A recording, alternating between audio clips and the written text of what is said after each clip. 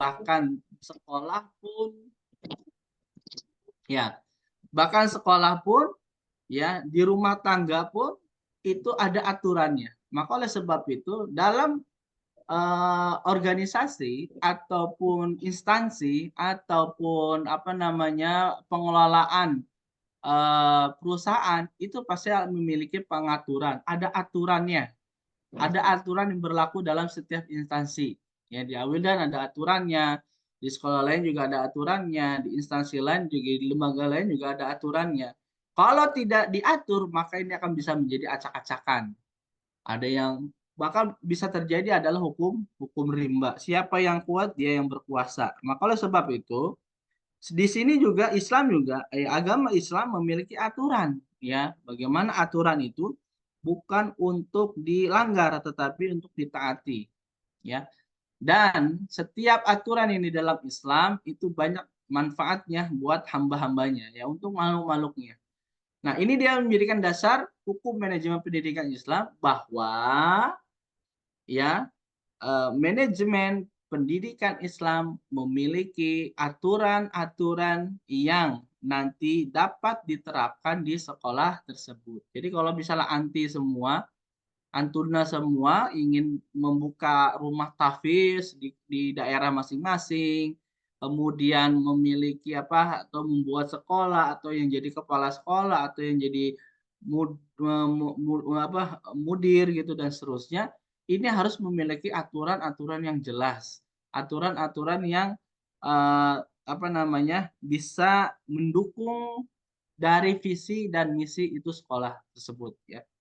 Nah, itu dia dasar hukumnya. Kemudian kita coba akan lanjut, ya, tujuan perkuliahan manajemen pendidikan ini satu, ya,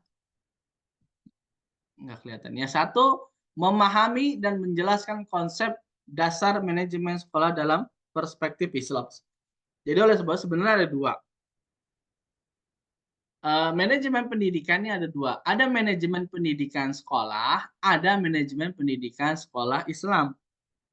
Maka kita coba bagaimana ini kita padukan antara manajemen pendidikan sekolah dengan manajemen pendidikan sekolah Islam. Maka kita coba padukan, disatukan dalam satu supaya apa? Di situ ada apa namanya ciri khas, ya, dari manajemen Islam, dari manajemen pendidikan ini ada ciri khas yaitu Islamnya.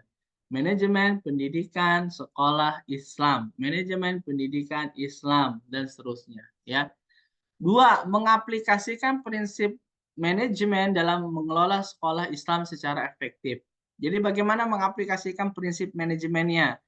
Mengelola sekolah Islam secara efektif seperti apa, ya, atau paling antuna kalau ingin membuat rumah tahfiz, ya, cara mengelolanya seperti apa yang efektif, ya. Efektif itu ya apa namanya sesuai dengan keinginan owner biasanya, sesuai keinginan kepala sekolah. Yang ketiga, menganalisis. Tadi mengaplikasikan prinsip dari manajemen kelas, manajemen sekolah. Yang ketiga adalah menganalisis dan mengevaluasi kinerja manajemen sekolah. Dianalisis setelah berjalan sekolah tersebut, rumah tahfiz tersebut atau apa instansi tersebut, kemudian dianalisis di mana apanya, di mana kekurangannya. Kemudian setelah dianalisis, kemudian dievaluasi. Siapa yang dievaluasi? Yang dievaluasi adalah kinerja manajemen sekolah. Ya, kinerja manajemen siapa? Siapa aja? Dari kepala sekolah, wakil kepala sekolah, kemudian guru-gurunya, kemudian sarana dan prasarananya, kemudian siapa lagi? Security-nya, kemudian siapa lagi? TU-nya. Itu semua dianalisis dan dievaluasi oleh pihak sekolah, oleh manajemen sekolah. Maka oleh sebab itu, ya, yang pertama tujuannya memahami dulu, yang ketiga mengaplikasikan prinsip-prinsip manajemen sekolah, yang ketiga adalah menganalisis dan mengevaluasi kinerja manajemen sekolah. Semua, ya, atau disebut dengan stakeholder, ya. Stakeholder. Stakeholder itu mencakup seluruhnya, ya. kalau di Wildan itu ada direktur pendidikan, ada kepala sekolah, ya, ada apa lagi wakil kepala sekolah. Wakil kepala sekolah dibagi menjadi ada yang dalam sekolahan lain itu ada dibagi tiga, ada yang bagi dua. Ada yang bagian kesiswaan, ada yang bagian kurikulum, ya. Kemudian juga ada mengetuahi sarana dan prasarana, ada TU, tata usaha, ya. Kemudian apalagi ada security, ya, ada sarana dan prasarana, ada OB, ada OG. Semua stakeholder penduduk dari suatu instansi atau sekolahan itu dievaluasi. Dan yang keempat, apa? Merancang dan mengimplementasikan rencana pengembangan sekolah Islam yang berkelanjutan. Ini ngomong-ngomong saya sampai sini ada yang ngerti. Dipahami ya? Paham nggak nih sebenarnya? Menyimak Ustaz. Iya, nyimak. Paham ya? Iya, Masya Allah ini. Ya. Ini agak berat juga soal bahasanya ya, manajemen kelas, manajemen pendidikan. Ya, baik. Nanti kita akan lanjut. Ya, ini sebagai tujuan perkuliahan aja sih. Ya, kemudian mengimplementasikan rencana pengembangan. Yang kelima ada menganalisis dan mengevaluasi kinerja manajemen sekolah dalam berbagai konteks pendidikan. Yang terakhir adalah mengembangkan strategi manajemen inovatif yang sesuai dengan nilai-nilai Islam. Ya, bagaimana cara mengembangkannya? Apa yang harus dikembangkan? Divisi apa yang harus kita kembangkan? Ya, apakah divisi dari pengembangan dari unit sekolah misalnya? Ada lagi pengembangan bagaimana cara meningkatkan kinerja guru atau ingin meningkatkan kualitas mengajar guru, maka di situ ada yang namanya training. Training apa? Training bagaimana model pembelajaran. Training bagaimana psikologi pendidikan anak misalnya. Training apalagi bagaimana cara mengolah manajemen kelas. Training dalam meningkatkan misalnya kompetensi guru. Misalnya guru itu dia kompetensinya di bidang bahasa Inggris, maka dia harus meningkatkan grade bahasa Inggrisnya, ya. Kemudian yang di Arabik dia harus juga meningkatkan apa namanya kualitas Arabiknya. Kemudian dia di Al-Qur'an dia harus meningkatkan kualitas Al-Qur'annya. Mulai dari merah, misalnya merah bukan dia naik lagi menjadi kuning, naik lagi menjadi putih, kemudian dia naik lagi bersanad dan seterusnya. Artinya di situ ada apa? Peningkatan training, peningkatan guru. Nah, ini bagus nih untuk diikuti ya. Maka itulah salah satu pengembangan strategi supaya memang sekolah itu berjalan dengan sesuai dengan aturan ya. Baik. Kemudian, ini dia udah kalau udah masuk teori itu pusing kayaknya ya. Teori manajemen pendidikan ini ada tiga, ada teori klasik, ada teori new klasik ya, ada teori modern. Jadi ada yang teori klasik itu jadul. Kalau bahasa kitanya itu klasik itu jadul ya. Teori klasik itu klasik jadul. Scientific management, administrasi teori dan ini Bureaucracy teori ya. Ini teori yang jadul. Kedua ada neo klasik. Jadi sedang ya, nggak jadul bener, nggak modern bener ya. Ada behavioral, ada science approach, human relation approach. Ini juga bagian dari manajemen pendidikan. Yang ketiga, teori modernnya sudah kita masuk dalam teori model ada sistem ya. Maka dulu nggak ada tuh sesuai dengan apa scientific teori klasik ya. Kemudian teori neoklasik ada behavior ya kemanusiaan ya. Sekarang teori modern sudah menggunakan sistem. Apa sistemnya? Ya, dulu seorang guru ketika datang ke sekolah dia pakai tanda tangan ya. Masuk itu pakai tanda tangan. Ya. Tanda tangan itu buku itu bisa sewaktu-waktu akan hilang atau robek atau kehujanan ya. Kemudian datang lagi apa namanya teori neoklasik guru kalau datang ke sekolah, contohnya dia akan mengabsensinya menggunakan kartu. Nah, kemudian kartu itu dimasukkan, kemudian tuh ya keluar, tereret, oh berarti guru itu masuk jam sekian-sekian. Nanti pulangnya ditulis pakai kartu, mungkin nggak tahu ya, antuna semua ada pernah merasakan hal ini nggak? Ya, kemudian tet udah selesai. Tapi kalau sekarang menggunakan sistem modern, guru kalau datang cuma cap jempol doang. Ada yang menggunakan mata, ada yang menggunakan kartu di scan barcode gitu ya. Nah, ini salah satu wujud dari bagaimana manajemen pendidikan. Salah satu contoh adalah bagaimana seorang guru datang ya.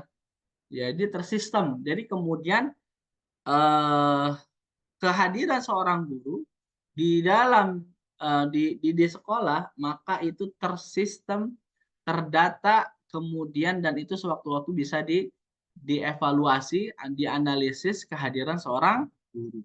Ya, ini dia. Baik, ini dia. eh terlalu ini ya. Ya, teori. Sampai sini ada yang mau ditanyakan nggak? Kalau tidak ada yang ditanyakan, ya kita lanjut ke pembahasan yang ke ini dia ya. Saya ingin menyampaikan ini juga ya. Sudah terlihat semua? Sudah, sudah Ustaz. Nah, apa bacaannya situ? Manajemen kelas. Nah, manajemen kelas ya. Nah, siapa yang melakukan manajemen kelas ini? Guru. Guru. Betul sekali. Adalah seorang guru. Apa yang dimanajemenin? Ketertiban anak-anak kelasnya Ustaz. Gurunya. Kelasnya. Kegiatan belajar. Kegiatan belajar dan ketertiban anak-anak selama pembelajaran. Ya, manajemen kelas ini terdiri dari dua tadi ya. Saya sampaikan di sini. Ini penting nih sebenarnya ya. Manage itu artinya manajemen itu mengatur ya. Tadi aturan ya. Tadi sampai yang sudah Anda sampaikan bahwa manajemen itu mengatur ya. Secara bahasanya, secara epistemologinya ya, secara istilah ya mengatur sesuai apa mengatur untuk mencapai suatu tujuan visi misi sekolah, manajemen sekolah. Baik, lanjut. Kalau manajemen kelas berarti mengatur ya, kemudian ya supaya memang untuk mencapai suatu tujuan pembelajaran salah satunya ya manajemen. Tujuan seorang guru untuk bisa menyampaikan materi yang akan disampaikan. Baik, manajemen kelas ini sebenarnya terdiri dari dua. Ini sebenarnya ini buku ya, bab 1, bab 2, bab 3, bab 4, buku saya, bab 6, bab 7. Jadi sedikit lah ya. Pertama bab 1 itu di buku saya itu memahami manajemen kelas, ya. Pengertian manajemen kelas, tantangan dalam manajemen kelas, hubungan antara manajemen dan keberhasilan. Sebenarnya ini juga bagian dari penelitian yang ketiga ini nih, ya. Yang bab 1 yang nomor poin ketiga, hubungan antara manajemen kelas dan keberhasilan pembelajaran itu ada gak sih gitu ya.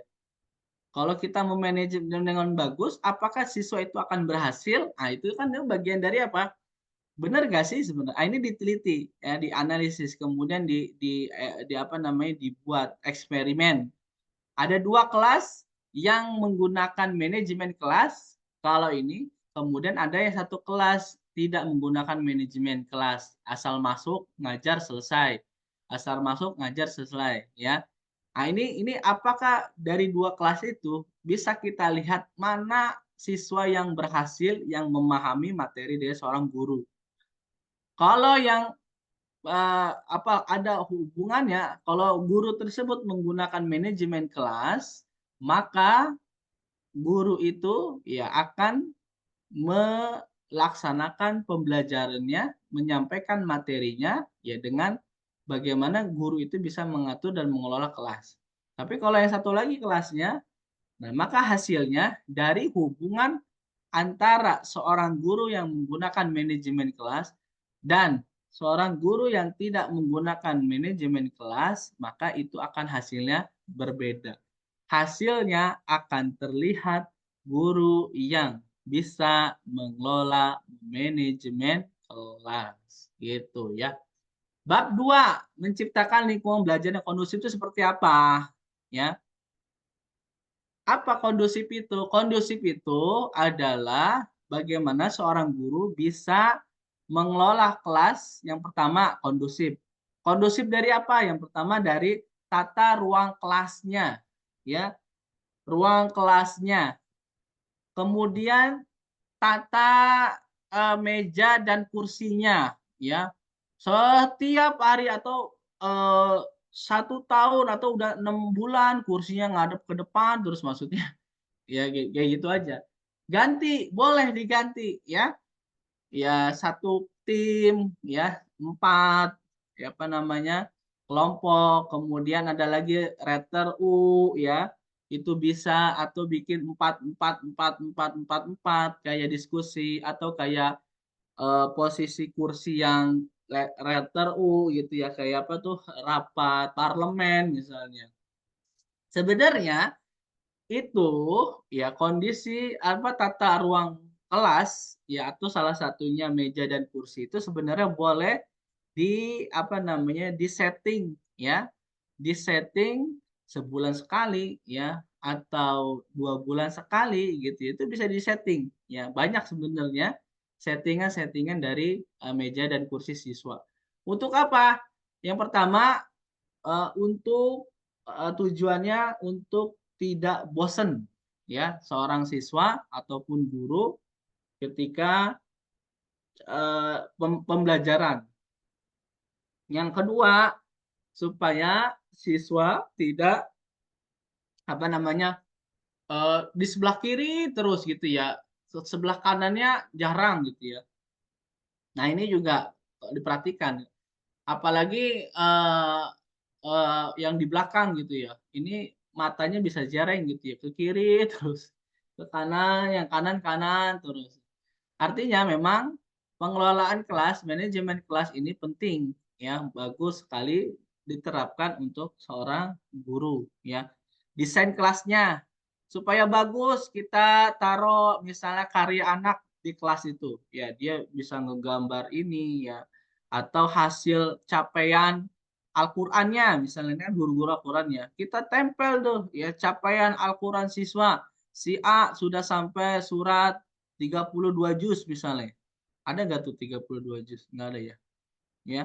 Si si B misalnya sudah sampai surat Anu, si C sudah sampai surat Anu, itu dilihat tuh dipang-pang tuh setiap hari tuh di situ ya. Dijadikan apa, apa namanya, evaluasi seorang guru juga, evaluasi semangat, motivasi siswa juga. Oh, si A nih udah surat An-Naba misalnya, saya baru surat An-Nas itu. Wah, itu bisa menjadikan memicu motivasi, ya. Nah, itu terlihat di situ. Jadi nggak kosong melompong begitu doang ya.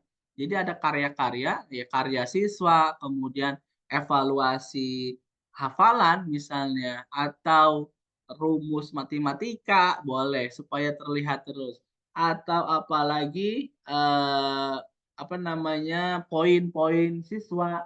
Jika memang siswa dalam penertiban, apa namanya, pengelolaan kelasnya itu ditertibkan bagi yang tidak tertib poinnya akan dikurangi. Nah, itu diambil aja poinnya di situ ya.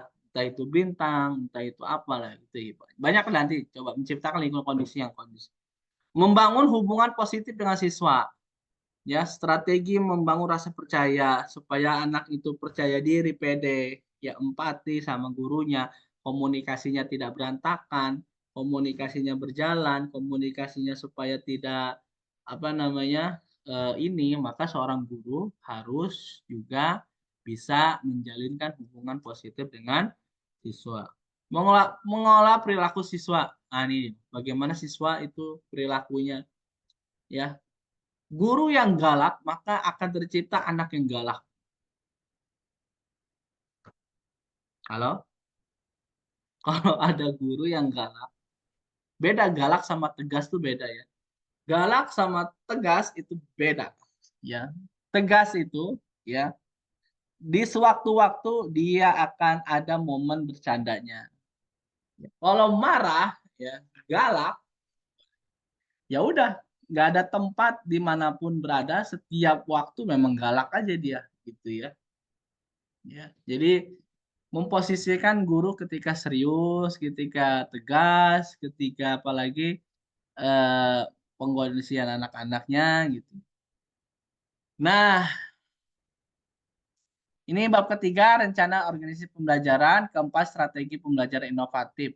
Ya, ini bagaimana cara pembelajaran inovatif. Lanjut, kolaborasi dengan orang tua, komunikasi gimana? Ya, ini tolong nih, apa nih nama ini para apa nih, para mahasiswa nih, tolong yang sudah mengajar, ini juga udah jadi bagi bagian perhatian, kolaborasi dengan orang tua dengan komunikasi yang santun ya, jangan sampai ya salah komunikasi dengan orang tua maka akan akan terjadi komunikasinya akan ini juga akan menjadi tragedi ya.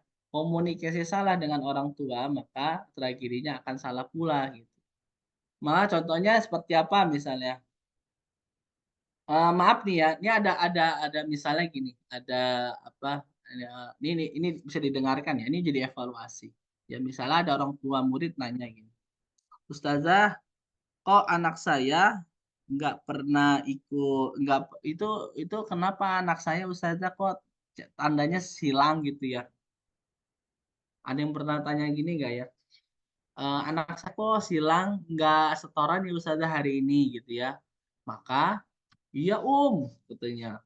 Tadi anak sedang bersih-bersih ya, atau sedang ngerapihin meja, atau sedang nyapu, atau ngepel dan seterusnya, atau sedang bermain tadi anak-anaknya. Itu yang membuat orang tua menjadi apa? Menjadi nih guru ngapain aja gitu, ya kan?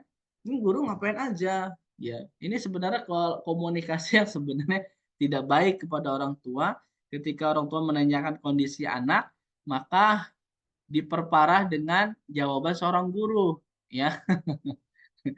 Ya tadi ini itu dia lagi main gitu ya.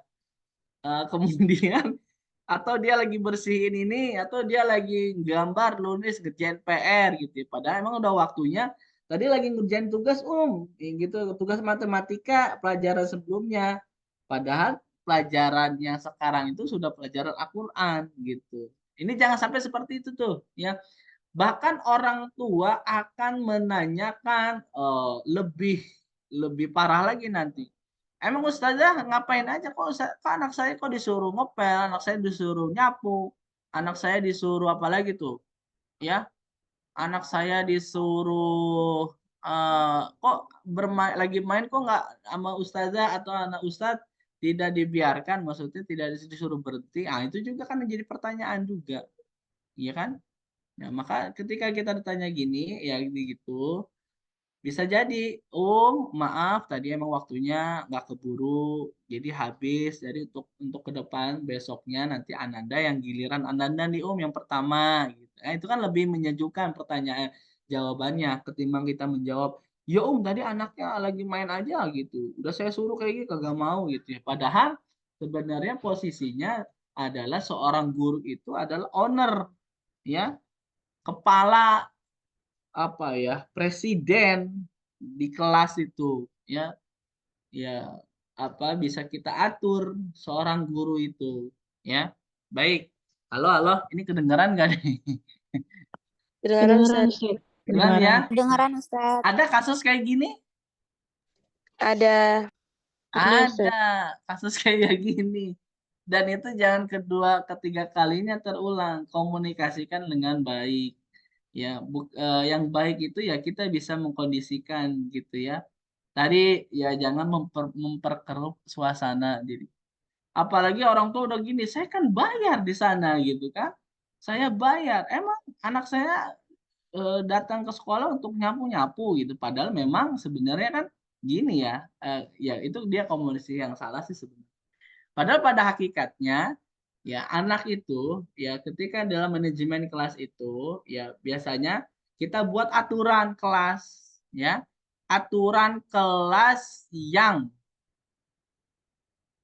bisa menjadi peraturan yang ditaati oleh apa namanya, penduduk kelas.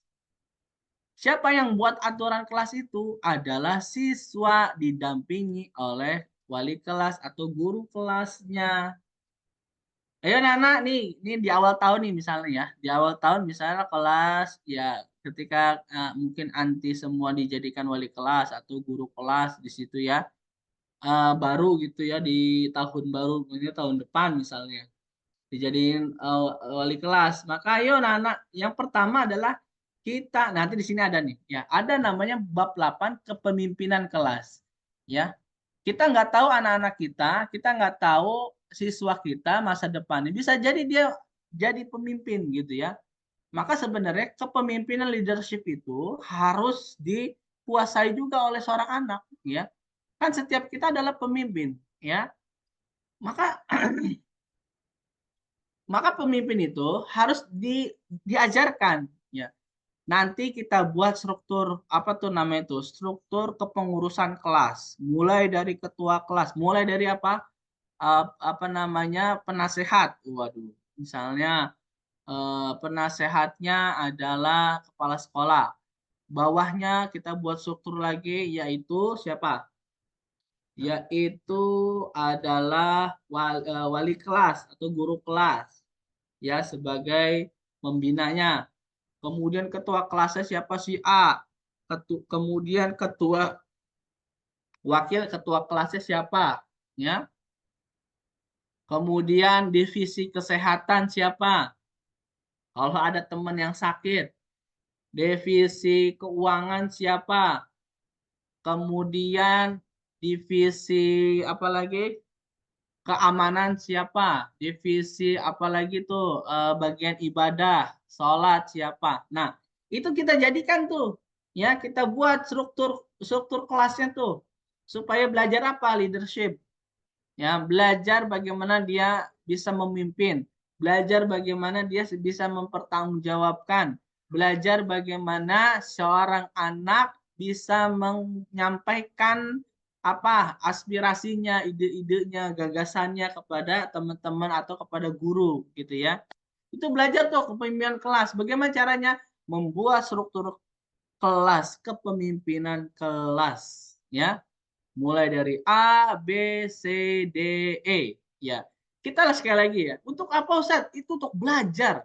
Belajar public speaking di situ, belajar apalagi tanggung jawab di situ, belajar bagaimana dia bisa bersosialisasi dengan temannya di situ, belajar bagaimana siswa apa namanya eh, memberikan kepercayaan kepada itu di. Maka jangan semuanya guru ya. Jangan semuanya guru. Nah, ketika sudah aturan ketika apa? Ketika struktur kelas itu sudah tercipta, siapa anggotanya, siapa ininya, maka langkah selanjutnya adalah kita membuat aturan kelas. Aturan kelas ini dibuat oleh siswa, didampingi oleh guru. Anak-anak, supaya kelas kita kan ini kita udah terbuat dari struktur nih ya kan udah ini, maka kita akan buat peraturan. Kita aja kalau di jalan aja ya nggak pakai helm aja ditangkap sama polisi. Nah, begitupun kalau di kelas, kalau ada yang lagi belajar bercanda, lagi belajar apalagi itu jalan-jalan, ah ini bagian dari apa pelanggaran. Maka kita buat yuk aturannya. Nomor satu A, B, C, D, E, F, G, H, I, J, K, L, tuh ya semua dibuat peraturan itu. Yang kedua, langkah keduanya adalah kita buat konsekuensinya. Konsekuensi, jangan kata hukuman ya, nggak baik hukuman. Kita buat konsekuensinya, ya konsekuensinya itu apa? Ya ada hubungan kausalitas. Kalau kamu berbuat seperti ini, kamu akan kayak gini. Kalau kamu akan berbuat kayak gini, nah itu namanya hukum kausalitas. Ada sebab dan akibat. Maka buatlah ketika aturan itu supaya berjalan, buatlah konsekuensinya. Ya, atau bahasanya hukuman. Siapa yang buat konsekuensinya itu adalah siswa juga. Ya, anak-anak, ini kalau poin ini, poin satu, kalau dia melanggar gimana? Kalau dia melanggar nih, melakukan itu kita mau apain? Ini Ustadz, itu aja Ustadz, ini aja Ustadz. Ya kan? Oh, bagus juga nih anak-anak nih jawabannya. Yuk coba yuk kita tulis yuk, tulis. Setuju gak? Setuju Ustadz? Oke, kita jadikan. Setelah itu, setelah aturan itu jadi, ketika ada guru yang masuk, itu sudah terpampang tuh aturan kelas yang gede-gede itu, ya aturan itu. Jadi gurunya masuk, ketika sudah masuk, enak. Mau ngajar itu, si Fulan, ngapain kamu lari-lari? Itu masuk poin berapa tuh? Itu dia. Oh ya Ustadz, maaf Ustadz. Oh, ya. Kemudian poin berapa tuh? Berisik nyontek atau poin berapa tuh? Bikin kegaduhan dan seterusnya. Itu juga bisa, ya. Enak. Jadi kalau masuk kelas yang sudah tertata, ya, kondusif, seorang guru apapun ngajar tuh jadi enak, ya, tidak ribut, tidak apalagi ya, tidak ribut, tidak apa namanya berantem gitu, ya. Halo, halo, kedengeran ya? Ada sampai sini ada mau tanya nggak nih?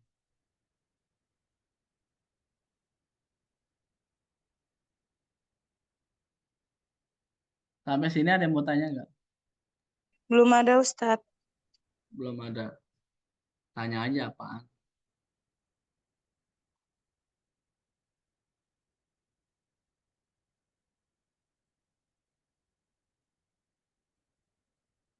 Terus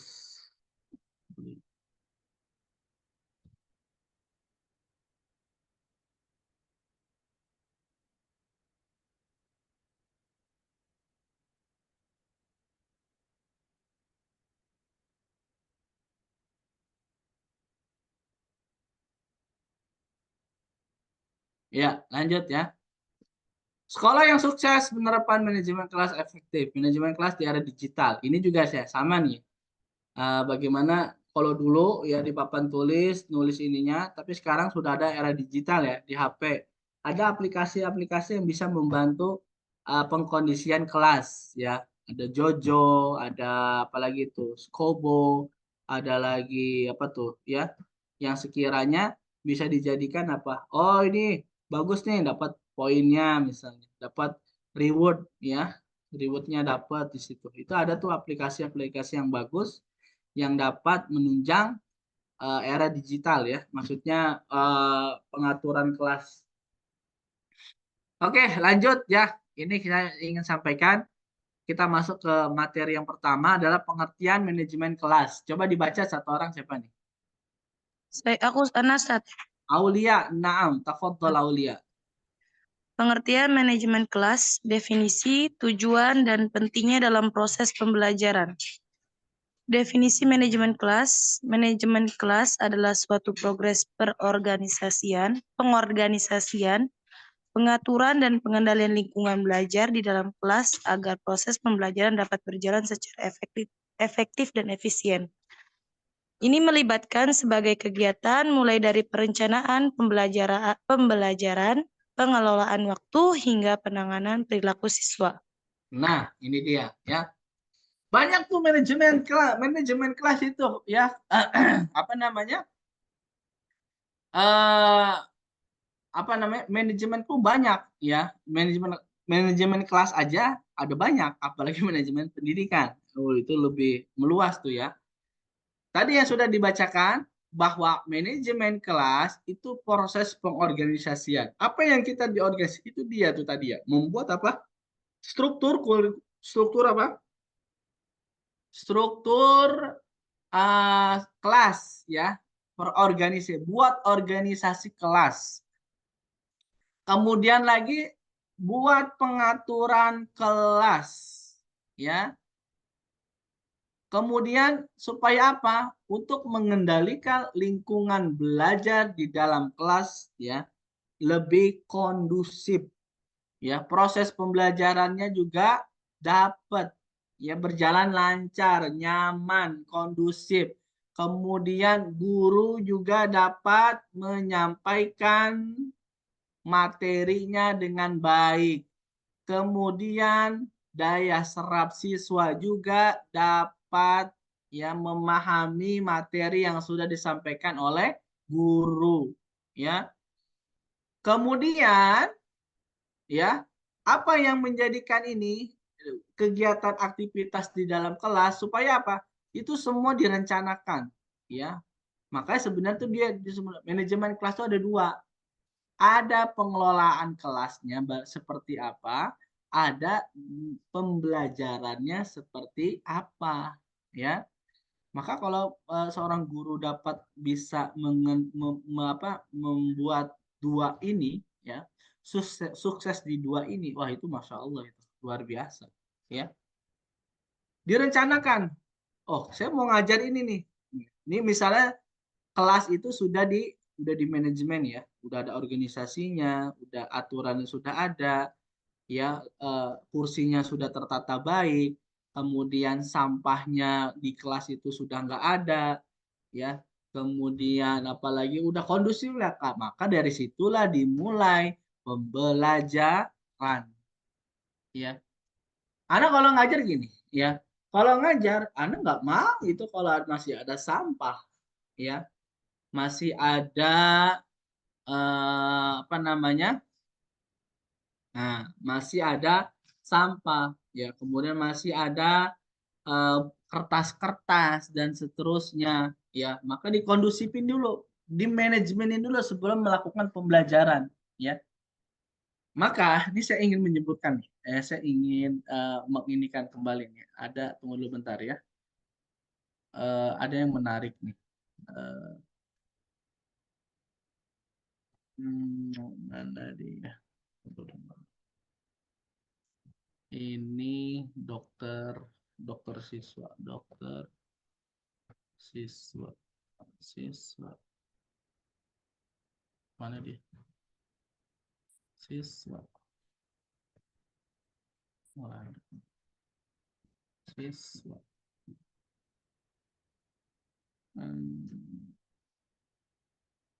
Oh, di sini kali ini.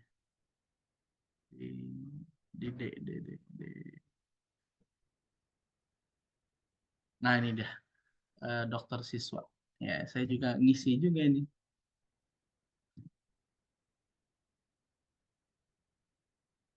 Oke. Ya. Ya. Kelihatan nggak ini? Hah? Belum, Ustaz. Nggak kelihatan ya? Oke. Ini kita sampai jam berapa ya? Untuk Bandung silakan ngisi absensinya. Afwan, ini bertanya bagaimana jika menanggapi wali murid yang ini dia. Aduh, saya baru baca nih ya. Tadi asik aja ngajar. Ternyata ada pertanyaannya via ini. Nanti saya balas ya. Ya, silakan. Jadi teman-teman silakan para mahasiswa bisa bertanya via Q&A ya.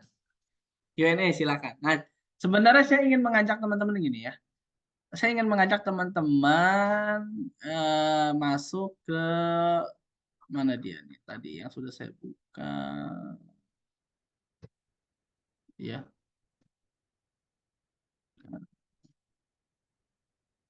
Ini kalau mau lihat ini juga buku saya nih. Judulnya Supervisi Islam. Ya. Ini buku Supervisi Pendidikan Islam, konsep implementasi nilai-nilai Islam ya. Ya, ini saya jadi penulis 1, 2, 3, penulis ketiga dari supervisi ya. Ini dia. Ada sekitar berapa? 152 halaman. Ini tapi kita mau coba sebelum ini tadi mana dia? Ini dia nih ya. Ini dia ya. Oke, terlihat semuanya? Lihat, Ustaz. Oh, Terlihat, kelihatan ya. Ustaz. Panduan ini dia pembelajaran ilmu dokter siswa. Jadi siswa dokter itu sebenarnya guru itu bagian dari dokter juga ya. Nah, sebelum kita melakukan pembelajaran, ini sudah tertib kelas ya. Udah bersih ya. Anak-anak sudah tertata dengan rapi gitu ya. Kemudian maka selanjutnya kita akan mulai pembelajaran ya. Ya. Maka sebelum pembelajaran guru harus, apalagi ini pelajaran ketiga, keempat, kelima dan seterusnya ya. Ini bisa juga apa namanya kalau misalnya apa namanya perpindahan jam itu ya suka apa namanya suka siswa itu bete juga. Nah, maka supaya ilmu itu daya serapnya nyampe, maka seorang guru harus bisa buat happy dulu. Tapi nggak bikin semuanya. Jadi kesenangan dulu ya. Jika hati senang, otak pun akan menerima ilmu dengan baik. Bisa diikutin nggak? Jika hati senang, maka ilmu bisa dapat diserap dengan baik. Maka buatlah senang anak yang kita ingin ajarkan. Ya, jika hati senang, maka otak pun dapat menyerap ilmu dengan baik. Ya, oke, hafal ya? Hafal gak nih? Hafal Halo? Ustaz. Hah? Hafal Ustaz, insya Allah. Hafal ya? Iya, apalagi guru SD itu harus banyak gerak. Ya. Oke, kemudian sebelum kita mengajar ya mengenal manusia ya kita semua manusia ya. Nah, bagaimana cara menciptakan belajar yang modern yang menyenangkan ya? Bagaimana menciptakan pelajaran modern yang menyenangkan? Ini slide-nya beda lagi nih. Ini tentang apa nih ya? Ya, saya nggak mau ngajar ini nanti aja ya. Tapi paling tidak, ketika sudah kelas bagus, udah kita memberikan motivasi, maka kita mulai dengan pembelajaran. Maka sebelum kita memulai pembelajaran, supaya anaknya kan, maaf teman-teman ya, semua kepala kan memiliki otak gitu ya. Dan setiap otak tuh memiliki gelombang otak manusia. Pertanyaan anak, ya pertanyaannya tolong dijawab ya. Ini ada 5, kelihatan semuanya ya? Kelihatan Kelihatan semua? Ustaz. Oh, ini kegedean. 90 coba. Oh, ini kurang 80, 80. Nah, ini 80 ya. Setiap anak kita, saya, memiliki otak ya. Otak-otak ya. Otak sini ada otak kanan, otak kiri. Kemudian otak itu memiliki gelombang ya. Sedikit cerita dulu nih ya. Ada ini ya, ada teman saya yang apa namanya dia mutawif ya, yang suka mengguiden orang-orang yang umroh gitu ya. Pada suatu ketika dia sedang makan ya kebetulan memang waktu itu makan malam ya dibeliin sama jamaah ya kepala kambing 2 gitu ya. Ketika makan kepala kambing sama kebuli gitu ya, makanlah kita tuh. Pas makan, setelah makan itu apa kepalanya sakit dia, ya. Ada mutawif yang kepalanya sakit. Nah, ketika kepalanya sakit, itu kirain mah sakit masuk angin gitu ya. Apa namanya? Dikrokin gitu, apa dikrokin gitu. Dikrok gitu ya, tapi nggak merah gitu. Sakit. Makin malam makin sakit ya. Akhirnya dibawalah ke Jeddah. Ketika di Jeddah, Masya Allah ya. eh, Dilihat di CT scan ya kepalanya ternyata ada pembuluh darah yang pecah. Akhirnya dibedah tuh sama dokternya di sana, ya. Dibedah, diobatin, maksudnya dioperasi gitu. Setelah besoknya ke sono lagi kita ke rumah sakit ngelihat keadaan kondisi.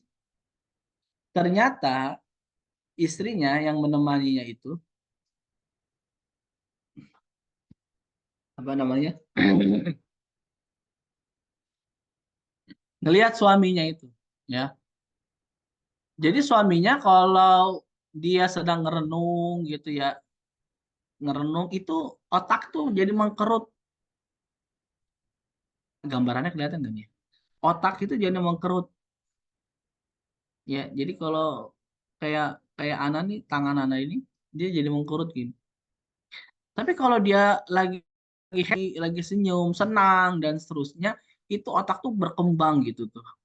Jadi kelihatan. Jadi otak itu kelihatan sama istrinya tuh, karena habis dibedah kan kepalanya sini. Nah, jadi kalau dia lagi senang, lagi happy, lagi itu otak tuh berkembang jadi gini. Tapi kalau dia lagi bete, galau gitu ya, atau lagi memikirkan apa itu mengkerut gini. Maka sebenarnya maaf nih, ya,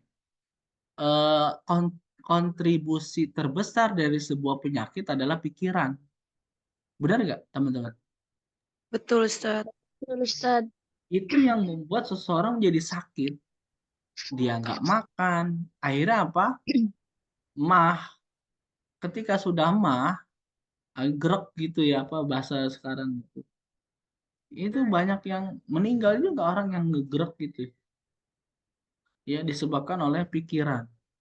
Ya kan orang kalau udah overthinking. Nah, ini juga ini. Ini mumpung saya ingin ajak teman-teman secara ilmiahnya di sini, ya. Secara ilmiahnya overthinking itu tidak dianjurkan juga, ya. Jadi gini, overthinking, over itu kan berlebihan berpikir. Bukan artinya kita berlebihan berpikir, tetapi di ayat Al-Qur'an itu ternyata ada. Ya secara ilmiahnya adalah apa? Ada yang hafal gak? Inna ba'dadzanni ismun. Apa itu artinya tuh? Inna ba'dadzanni ismun. Sesungguhnya Jadi, perasaan, ya apa-apa, silakan silakan. Apa terjemahnya?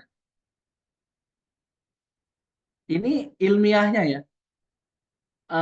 Sesungguhnya inna ba'dadzanni ismun. Sesungguhnya prasangka buruk itu adalah dosa. Oke. Prasangka buruk itu dihasilkan dari overthinking. Nggak mungkin seseorang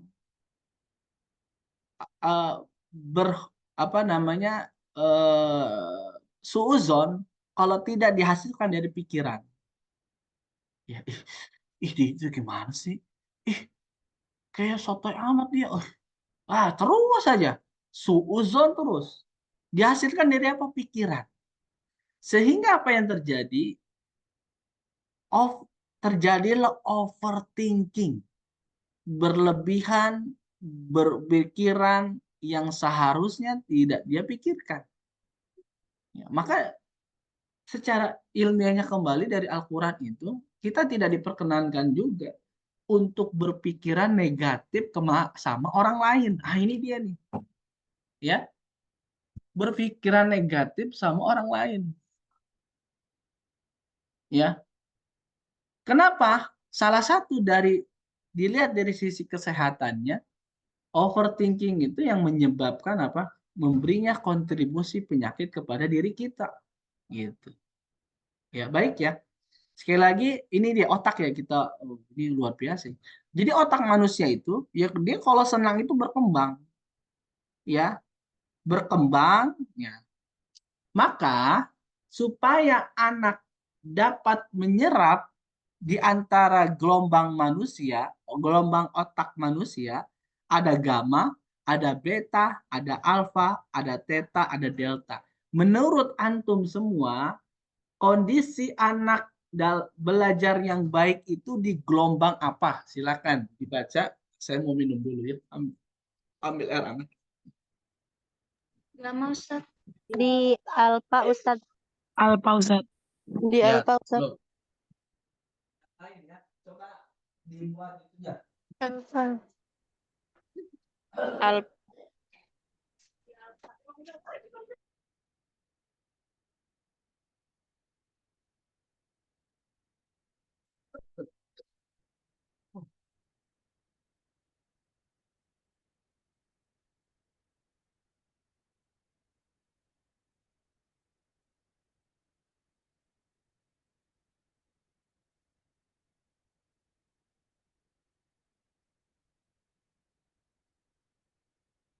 Ya, Baik, sudah ketemu. Sudah, Ustadz. Apa jawabannya? Alfa. Alfa Ustadz. Ya, kita coba apakah memang betul atau salah atau betul atau tidak ada yang betul atau tidak ada yang benar ya, ada yang tidak ada yang salah ya, betul semua. Baik, kita cek salah satu. Gamma itu gelombang otaknya tuh, itu lihat ya. Teng, neng, neng, neng, neng, neng, neng. Ini kalau di dalam rumah sakit itu kalau kayak gini tuh masih hidup tuh dia tuh ya. Tapi kalau udah lurus itu udah mati tuh dia ya. Tet, gitu ya. Tet, tet, gitu ya. Ntar kalau udah ini udah nggak ada nyawanya. Oke, keterangannya gamma apa? Hyperkonsentrasi. Ya, hyper itu berlebihan konsentrasinya. Lihat terus tuh guru tuh. Gitu ya. Kombinasi beberapa konsentrasi mungkin bisa jadi ya kombinasinya konsentrasinya kemana gitu ya, ke guru atau ke teman atau ke barang-barang yang di depan meja dia gitu ya, kalau alat tulis atau sesuatu yang dia pegang gitu, mendengarkan, membaca ya, mencoba, mengenal, memikirkan dan merancang ya. Kemudian ada beta. Nah, ini yang kedua tuh beta. Kondisi terjaga. Maksud kondisi terjaga ya iya stabil ya. Tegang. Saya dulu pernah mengalami ketika datang guru fisika itu. Aduh, suara itunya aja ya. Suara apa namanya? Suara apa tuh bunyi bunyi apa tuh? Bunyi sepatunya tuh kotak-kotak. Waduh, guru matematika ini udah belum belum datang ke kelas aja kita udah aduh tegang duluan. Mungkin semuanya juga antum juga punya punya pengalaman seperti ini ya.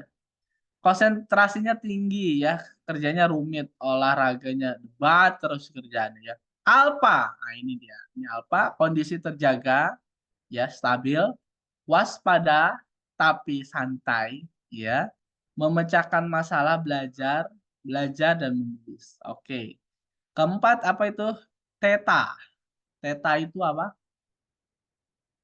Kondisi setengah terjaga. Ini dia agak-agak ini ya, agak bangun tidur gitu ya, kondisi nggak setengah terjaga ini ada antara sadar sama apa ini ya. Mungkin antum pernah anti semua mengalami ketika dibangunkan ya, ini kondisi terjaga itu ya. Mau kemana, apalagi yang pernah tidur sore nih ya, hati-hati juga nih ya. Waspadalah. Waspadalah ini yang tidur sore. Kenapa? Kalau tidur sore ketika kemudian dibangunkan tiba-tiba, oh ini udah hari apa ya, Anda pernah merasakan hal itu ya? Jadi kayak orang gila betul ya kata Nabi itu ya. Ada tahu yang hadisnya saya lupa hadisnya itu apa ya. Jadi seperti Majnun ya. Apa orang gila gitu. Jadi pernah saya ngerasain karena lelahnya ketika itu aktivitas, masya Allah tiba-tiba saya ketiduran pada asar itu ya. Habis nyari apa? Sendok. Ada nggak? Itu aja pakai. Bikin apa? Aneh minta ya. Nah, eh tiba-tiba bangun. Pas bangun itu ya Allah ya Rob, udah kayak ini boleh boleh. Ini udah jam berapa ya? Ini hari apa ini? Jadi kayak bener-bener linglung ya. Apa tuh linglung kalau bahasa Jermannya ya? Kalau ini bahasanya linglung gitu ya. Jadi setengah terjaga. Santai, mencari ide kreatif, melamun ya, setengah ngantuk gitu ya. Oke, yang terakhir adalah delta, kondisi tidak terjaga, sensor dengan dunia luar terputus, tidak nyenyak. Oke, sekarang jawaban yang mana? Alfa Ustadz. Alfa, Ustadz. Alfa Ustadz. Ya, jawabannya adalah jadikan kondisi belajar anak-anak dalam gelombang otak manusia yang alfa. Ya, gimana caranya? Ini resepnya. Ih, masya Allah, ini luar biasa ilmunya ini. Ya, caranya adalah supaya anak-anak dalam kondisi gelombang otak manusia yang alfa. Bagaimana Ustaz caranya? Caranya adalah ini dia rahasianya. Pertama, sebelum pembelajaran, ya kita yang paling terpenting dari pembelajaran yaitu kita memohon kepada Allah Subhanahu wa taala alias berdoa. Ya, karena dengan doa itu kita mengembalikan aktivitas otak yang sebelumnya belajar matematika pusing, belajar IPS, PKN atau apa yang pusing, maka kita kembalikan semuanya. Oke, kemudian kita sudah tertib semuanya. Sebelum Ustadz mengajarkan berikan materi, yuk kita sama-sama kita baca doa terlebih dahulu. Ya, Robbi zidni ada Bismillahirrahmanirrahim. Kemudian apa? Robbi zidni ilma warzuqni fahma atau dan seterusnya, dan yang lain-lain dan seterusnya. Kita mohon kepada Allah supaya pembelajaran kita hari ini ya dapat diserap dan dimudahkan oleh Allah Subhanahu wa taala dan diberikan pemahaman yang baik juga. Sudah ya, kemudian ini salah satunya ya. Ternyata fungsi dari doa itu ya satunya adalah setelah secara ilmiahnya kita berbaca doa itu memohon kepada Allah ya atas aktivitas kita ya supaya Allah memudahkan ilmu menyerap masuk dalam otak, kemudian dijadikan gelombang otak manusia secara alfa supaya bisa belajar gitu. Nah, itu dia. Doa satunya ya. Doa. Jangan langsung anak-anak, kita belajar yang ini ya. Ya, buka halaman sekian, sekian kerjakan. Ustadz mau ke kamar mandi dulu. Ternyata makan dia. Ya. Anak-anak, ya udah kayak gini-gini, belajar aja tanpa ada pembukaan, tanpa ada doa di situ, tanpa ada. Ayo anak-anak, supaya pelajaran kita supaya dipahami oleh semua, maka kita baca doa dulu ya. Bismillah. Boleh di dalam hati, tapi kalau bisa diajarkanlah doa doa itu ya, doa belajar ya. Karena lagi-lagi ya Allah aja di dalam surat la tuharrik bihi lisanaka lita'jala bih ya. Allah Subhanahu wa taala aja ya ketika kita menghafal tidak diperkenankan untuk buru-buru. Karena kenapa? Sesungguhnya yang mengumpulkan ayat-ayat Al-Qur'an di dalam hati-hati kita adalah Allah Subhanahu wa taala. Ya, seperti itu ya. Kita sampai jam berapa nih? Saya kalau ngomong nih kuat sampai sore. Maksudnya ya, ada yang mau bertanya? Oh iya tuh tadi pertanyaannya. Bentar ini mau di chargerin habis baterai. Ini menarik ini. Kemana saya? Saya stop dulu. Oke, kita coba jawab pertanyaan.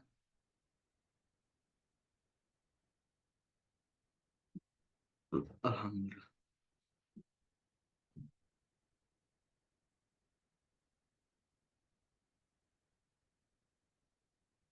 Afwan Ustadz, izin bertanya, bagaimana jika menanggapi wali murid yang salah paham dengan anaknya? Salah pahamnya gimana nih? Saya mau tahu dulu nih. Yang suatu ketika seorang guru melatih anak-anaknya untuk bertanggung jawab dan menjadi anak yang pembersih. Semisal dengan membersihkan sampah kelas, makanan yang berserakan di bawah bangkunya dan di saat yang bersamaan anak itu dilihat oleh orang tuanya membersihkan sampah dan kemudian terjadi kesalahpahaman antara wali murid dan guru. Wali murid tersebut menanggapi anaknya dijadikan babu dengan angkatan, kok anak saya disuruh buang sampah? Dan di suatu sisi, maksud guru tersebut adalah untuk melatih anak tersebut menjaga kebersihan. Lantas bagaimana cara menanggapi orang tua? Nah, itu dia. Baik. Seperti gini ya. Ini menarik ya. Ini salah paham. Oke. Tapi paling tidak kita memiliki data-data yang konkret ketika kita sedang menugaskan siswanya sebelum pembelajaran dimulai. Gimana caranya? Syukron Sabrina. Ya. Bagaimana caranya? Ya.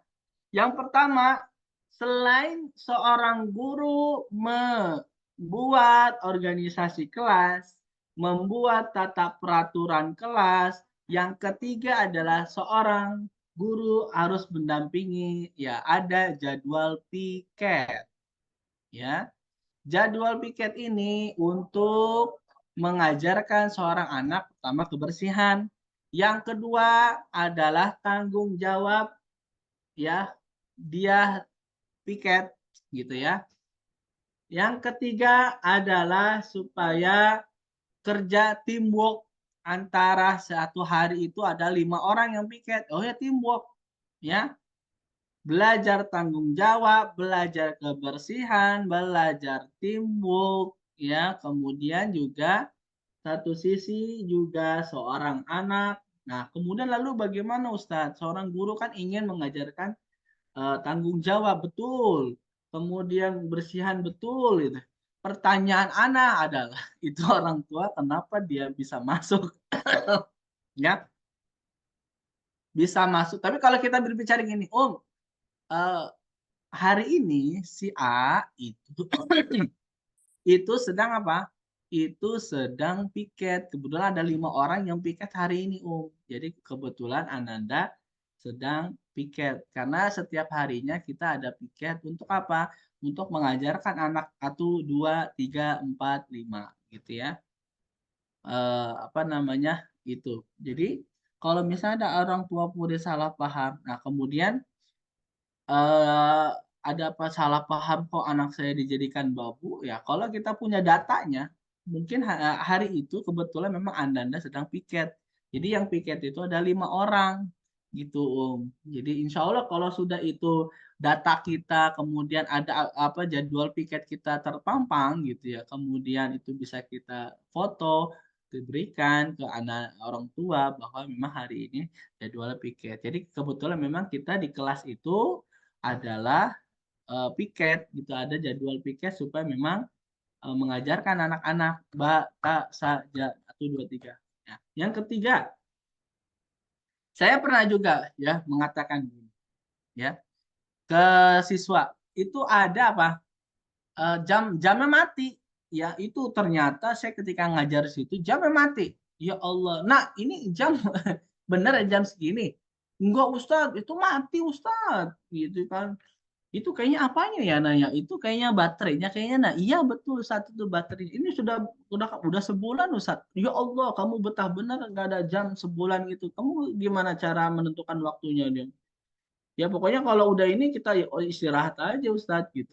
Nah, ini juga apa, ada seorang guru yang cuek tuh terhadap apanya, jam-jam di dinding ya, padahal itu udah mati gitu ya. Nah, kalau saya jangan gurunya, ya jangan gurunya. Kalau biasanya ini siapa nih ininya nih, ya silakan diambil diambil ya. Sama anak itu belajar dia bagaimana, kemudian diambil sama anak, "Nak, Ustadz kasih tahu ya, ini ya baterai ini kayaknya udah habis. Nanti kamu bisa ke TU tuh sebelah sono tuh TU dengan Ustadz ini misalnya ya. TU kemudian, minta baterainya." Nah, ya Allah ya Rob, itu kita mengajarkan anak pertama menjadi apa namanya, humas ini. Ya, belajar komunikasi dengan orang yang paling tinggi, walaupun dia nggak kenal, bukan gurunya. Tapi dia berani ya, nah akhirnya dia datang ke sono tuh, ya dia minta kepada petugas itunya, TU-nya, minta bahwa, kelas saya baterainya sudah habis, maka minta baterai. Akhirnya dikasih, itu belajar komunikasi di situ, ya. Belajar komunikasi. Kemudian apa, belajar lagi bagaimana dia bisa membetulkan, apa namanya tuh, jam yang sudah mati gitu ya. Nah, di situ dia pasang, sambil kita tuntun juga. Sekali lagi, kalau semuanya ini dikerjakan sama guru, kapan anak-anak itu bisa, ya. Yang kedua, saya pernah perhatikan juga ada seorang guru membantu anaknya memakai memakai sepatu. Setiap hari dipakein sepatu itu mau sampai kapan bisanya anak itu? Ajarkan dulu. Nah, kalau mau pakai sepatu itu nih lihat Ustadz, pakainya kayak gini, caranya kayak begini, begitu dan seterusnya. Nanti coba Ustadz mau lihat, coba kamu lepas dulu. Ya udah Ustadz lepas ya, coba kamu pakai lagi. Ih, Masya Allah, itu sudah bagus. Nah, nanti untuk seterusnya